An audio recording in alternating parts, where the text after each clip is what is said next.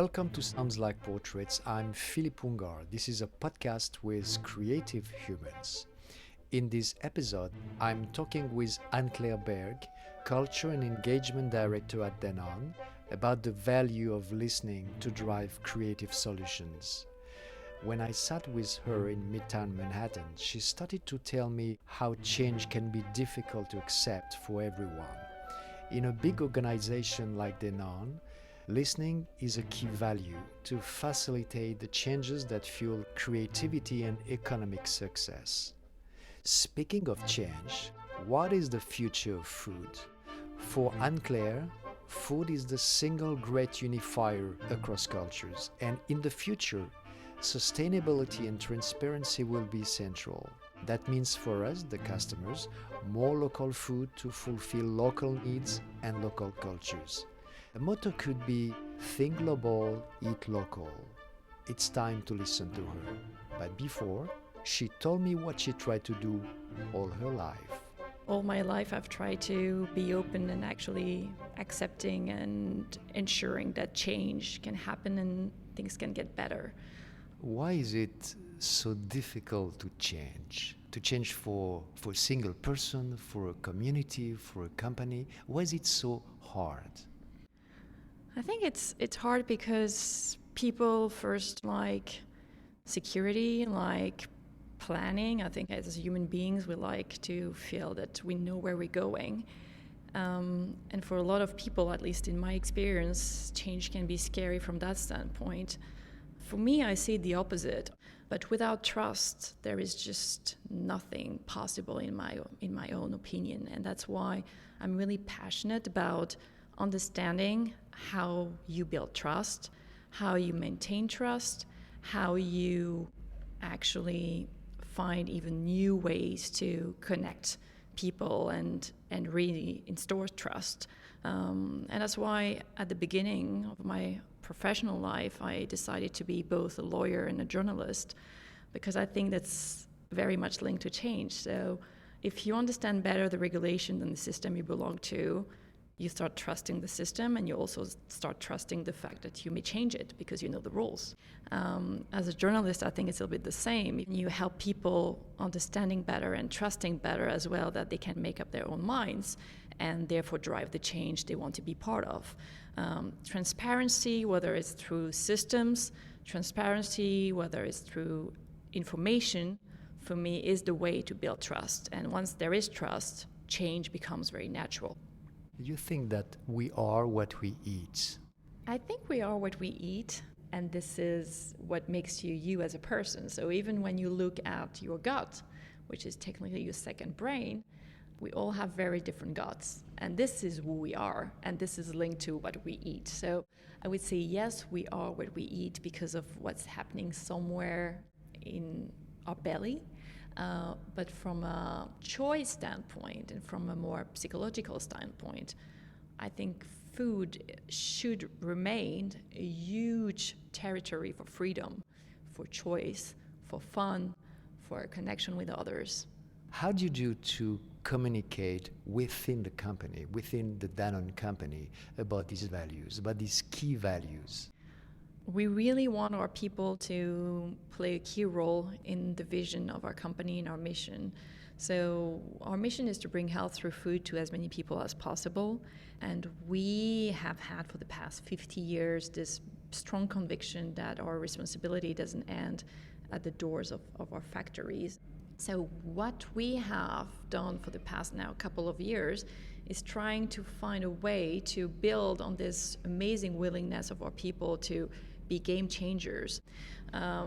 Any company has a set of governance that drives decision making, that drives strategy, that drives go, no go type of analysis. And we believe that our people need to play a key role in this decision-making process. So what we've been doing in line with our what we call our dual project, so economic success and social progress being totally linked together, is that we've been amending, in a way, the governance of our company. And we've been building a system that now captures the feedbacks, the challenges, and the ideas of our people bottom up On an annual basis, we work with our people all around the world, so more than 100,000 people, some of them in the factories, some of them behind computers, very different profiles. How does it work? Is it big meetings? How does it work? So basically, this program, which is called One Person, One Voice, One Chair, has been built to make sure that we capture the insights of our people so that they can shape the future of the company on a yearly basis, routine. So there are different steps. The first step is to make sure that we listen, and that we listen really well. We basically help people first understanding where we stand. So it's mostly a transparency exercise. We tell them how we've been progressing on the company goals that we have so that they can make their own mind. And then they give us feedback. So we have basically a big consultation happening every year where we capture on the company goals, where we have progressed, where we need to accelerate, and what are the personal more interests of the people that they want to invest time and energy in. From that standpoint, then, we make it as human as we can. So all these insights that we get are anonymous insights, and we want to make sure that we have a real human touch to this. So we ask people that are interested to raise their hands and become volunteers. So they have access to all the data locally in the different countries where we operate, so more than 60 countries. And those volunteers create smaller groups of people that will analyze what has been said and kind of start putting together plans. So in each country, those people that have been working together, listening to the voices of their colleagues, will then meet with their management committees, put forward some proposals for improvement, for new things, but mostly for improvement. And the management committee will actually decide what they believe is interesting, what they believe is interesting but not for now. And we integrate all this into the strategy planning of Danone so that the people's voices fuel the strategy of the company. At all levels? At all levels. And then last part, which for me is key in terms of making the system fully sustainable, is that twice a year we have Danone employees meeting directly the board of directors and our executive committee so that they can report on what had been said all across the world and make sure that things don't get lost in translation, don't get lost in a big company like ours, because can be an amazing accelerator if you don't lose the granularity and the impact of things throughout processes. So we've had the first session a couple of weeks ago, actually, because this is something very new that we've just started, something that is basically innovative governance in a listed company with people at the heart. We have an organization at Danone that's very locally rooted, and that gives us a huge competitive advantage in terms of asking our people to be those change agents on the ground. How do you envision creativity in your job? For me, my personal creative process is, I would say, twofold. First, in order to be creative, I need to be really clear on what I'm trying to achieve in terms of final outputs. So I need to make the dream not fuzzy. I need to make the dream big enough that it will be resilient and it will remain the same dream for a while. So I kind of spend a lot of time actually fine-tuning what success looks like. And once I have this clear picture of the final destination I want to get to, then I get into a total different mode, which is, okay, the thing is there, it's clear, it's shining. And then I'm more into what I call my opening fridge moment. So I don't like personally to create from scratch. I like to open my fridge, see what's in it, be clear as to whether I'm cooking for 2, 4, 10 people, what I'm trying to achieve that evening as a group, and then use what I have and mix things in a different way and connect ingredients in a way that maybe they haven't been done before. And that's the process I'm applying. So my creative process then becomes trying to observe in my company where I see on the shelves the great stuff that maybe hasn't been, put out of the fridge for a while. Can we take an example? For example, when we decided that we wanted to put the people at the heart of our future, the big dream was our people know better. Let's make them play a key part in that future. That's the dream. And once you've said that, well, you need to start being creative to make it happen. So once we basically saw how we could influence the system with our people, then we started looking into the technology that could make that happen too. So it's getting to the tools. And then the last part of of my creative process, once I have the ingredients, I have the means to make it happen, is the mindset. If there is not the right atmosphere, not the right trust, you can have the best plan on earth, nothing will happen. And that, from a creative process, takes, I would say, a lot of sensing and intuition and test and learn. So I put stuff on the table and I let people put it into piece and kind of criticize it to the max. And I'm actually liking it because I feel I'm stress testing it and I'm seeing how they would actually buy into it. Then we're good to go, and then we try to make each part of the plan as well as we can, so that there is both execution, deliverables, and the energy that comes out of it. And at the end, the only thing that really matters to me is, are we staying true to the big dream we had when we started this process?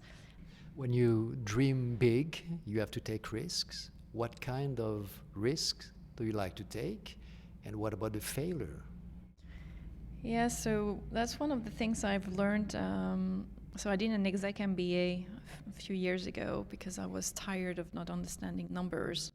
And I thought, it was too easy to fool me, putting balance sheets in front of me that I couldn't challenge. So I decided to go back to school, and I went to South Africa and India as part of my exec MBA.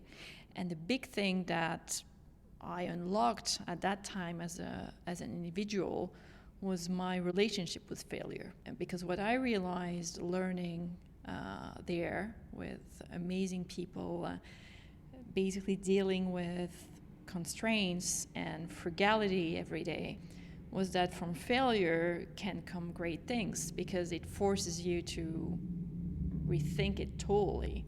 And the main thing that they told me was, it's okay to fail. It's actually even good to fail. The only thing is that when you fail fast and you fail forward.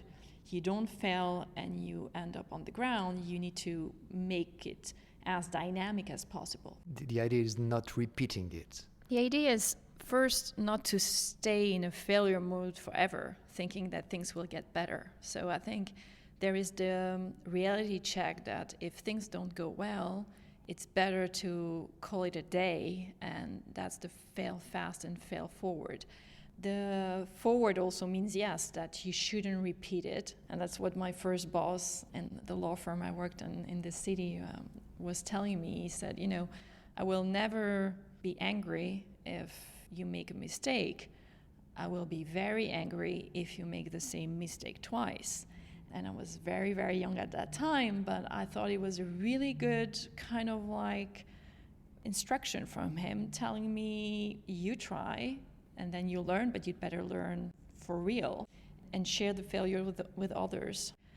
There is something around failures as well, that people sometimes keep failures for themselves, and I don't think it helps anyone actually, because personally you keep turning the failure into so many angles that it becomes a burden, and failures shouldn't be burdens. They're painful enough anyway, let's face it.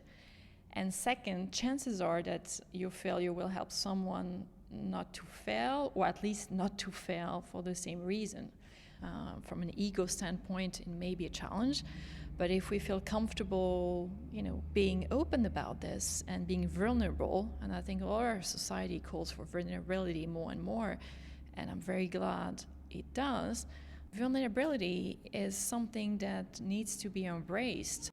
If you really want to unleash the power of the people and really make that part of a system you're building within the company through the governance, the culture needs to be right, because you cannot create value and capture value if you don't have initially the right environment to foster creativity, to foster optimism. That's a big question. What's the future of food? Are there major disruptions to expect from a consumer's point of view? So I think there is something definitely in terms of sustainability in food. And in order to be sustainable, food needs to be more than ever local. Food needs to relate to your local needs, your local culture. So there is this personal connection, which is extremely important for the future of food, which is being able to relate as human beings to other human beings, so that you as a person can have the best food you want to impact your health and also to respect the future of the planet. So for me, the future of food definitely goes into that direction in terms of human to human connection, in terms of being able to really understand what's behind the brands. The second one I see is really around digitalization and data overall. I mean, we haven't in the food industry really yet been transformed by everything that has been happening in many other industries for the past, let's say, 20 years. And you could say that we still operate in a pretty traditional way. So I don't know what that looks like, but I wouldn't be surprised if, our industry was also changing pretty drastically. I can really see that as one of the biggest opportunity out there. I'm gonna leave this lobby. Please hold the microphone and add whatever you want to the interview. Never take things personally. Always be ready to stand up for your convictions. Thank you, Anne-Claire, for sharing your story. It was Sounds Like Portraits, a podcast by Philippe Ungar. Music Charmeuse de Serpent, composed and conducted by Olivier Glisson. See you soon for the next episode.